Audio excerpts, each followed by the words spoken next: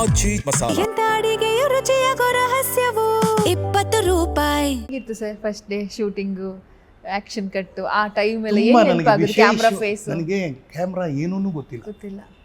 ನಮಗೆ first time ನಾನು ನೋಡ್ತಾ ಇರೋದು ಅದು. ಆ ಪಿಕ್ಚರ್ ಮಾಡುವಾಗ ನಂಗೆ 21 ವರ್ಷ. 1951 ಅಂದರೆ 72 ಅಂದರೆ 21 ಇಯರ್ಸ್, 22 ಇಯರ್ಸ್. ಆವಾಗ ನನಗೆ ನಾನು ಪಾರ್ಟ್ ಮಾಡ್ತಾಯಿದ್ದೀನಿ ಅಂತ ಹೋದೆ. ಅದರಲ್ಲಿ ಅಂಬರೀಷ್ ಪುರಿ ಹೀರೋ, ಆಮೇಲೆ ಲೋಕೇಶು ಇದು ಉಪನಾಯಕ, ಆಮೇಲೆ ನಂದಿನಿ ಅಂತ ಇವರು ನಮ್ಮ ಭಕ್ತವತ್ಸಲ ಅಂತ ಇದ್ದಾರೆ. ಆವಾಗ ಶಾರದಾ ಟಾಕೀಸು, ಇದು ಮಿನರ್ವಾ ಟಾಕೀಸ್ ಇತ್ತು. ಅವ್ರದ್ದು ಶಾರದಾ ಮೂವೀಸ್ ಅಂತ ಡಿಸ್ಟ್ರಿಬ್ಯೂಷನ್ ಕಂಪನಿ ಇತ್ತು. ಆಮೇಲೆ ಅವರು ಚೇಂಬರ್ನ ಪ್ರೆಸಿಡೆಂಟ್ ಆಗಿದ್ದರು. ಇವತ್ತೇನು ನಾನು ಉಪಾಧ್ಯಕ್ಷ ಆಗಿದ್ದೀನಲ್ಲ, ಅವರು ಅಧ್ಯಕ್ಷರಾಗಿದ್ದರು.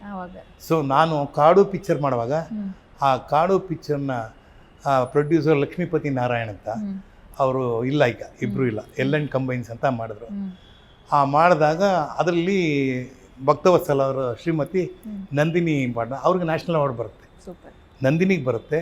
ಆ ಬಾಲಕ ನಟ ಏನಲ್ಲ GS ನಟರಾಜ್, ನಮ್ಮ ಶಿವಾನಂದರು ಗುಬ್ಬಿ ವೀರಣ್ಣನ ಮೊಮ್ಮಗ, ಅವನಿಗೂ ಬೆಸ್ಟ್ ಚೈಲ್ಡ್ ಆರ್ಟಿಸ್ಟ್ ಅಂತ ಬರುತ್ತೆ. ಅದು ನನ್ನ ಮೊದಲನೇ ಸಿನಿಮಾ. ಆ ಸಿನಿಮಾದಲ್ಲಿ ನನ್ನ ಪಾತ್ರ ಬಂದು ಹೋಗೋದು ಕೇವಲ 3 ನಿಮಿಷ.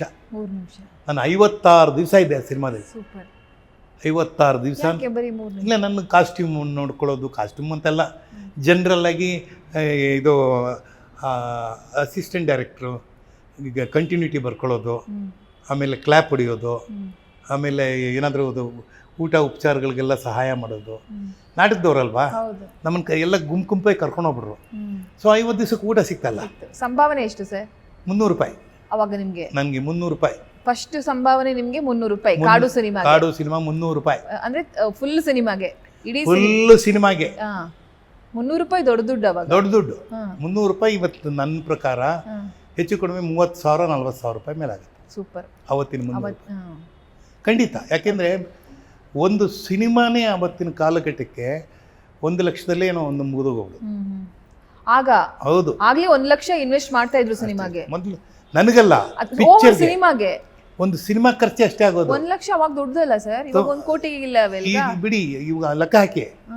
ಈಗ ನೀನು ಲೆಕ್ಕ ಹಾಕಿದ್ರೆ ಅವತ್ತು ನಾನು 300 ರೂಪಾಯಿ 30,000 ರೂಪಾಯಿ ಅಂತಂದರೆ 1 ಲಕ್ಷಕ್ಕೆ ಎಷ್ಟು ಅಂತ ಲೆಕ್ಕ ಹಾಕೊಂಡು 300 ರೂಪಾಯಿನೇ.